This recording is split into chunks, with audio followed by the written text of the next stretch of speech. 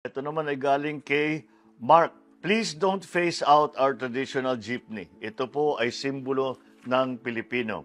Meron pa kay Sofia. I hope you can do something about our jeepney. It is getting worse. At ito naman from Eduardo. Let's industrialize, sir, maski motorcycle lang para sa lahat ng tricycle sa bansa ang umpisa. Alam nyo, totoo na nga naman ito, ang jeepney kinikilala na sa buong mundo. Hindi po natin pinapalitan ang ating traditional na jeepney. Ginagawang lang nating modern. Dahil yung pagkalinipat natin, ang gagawin natin electric yung mga yan, ay mas malaki ang kikitain ng ating mga nagpapasada. Dahil ang cost per kilometer ng mga electric na bagong modernized na jeepney ay mas mababa. Mas maganda nga ang kita ng ating mga nagpapasada. Bukod pa ron, hindi tayo nagdadagdag sa pollution at tayo sa Pilipinas ay ginagawa natin ang lahat ng kaya natin gawin para naman tugunan ang problema ng climate change. Pero higit pa sa pagbabago at pagmoderno ng mga pampublikong sasakyan, kailangan na rin nating iwanan ang lumang pag-uugali sa kalye. Dapat moderno na rin. Ang bagong Pilipino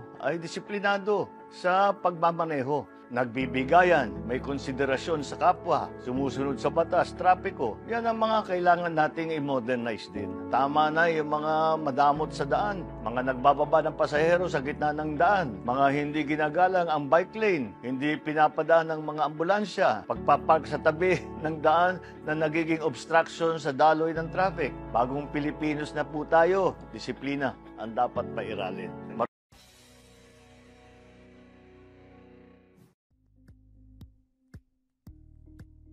Thank you for watching Politico TV. Please like and subscribe to our channel for more videos.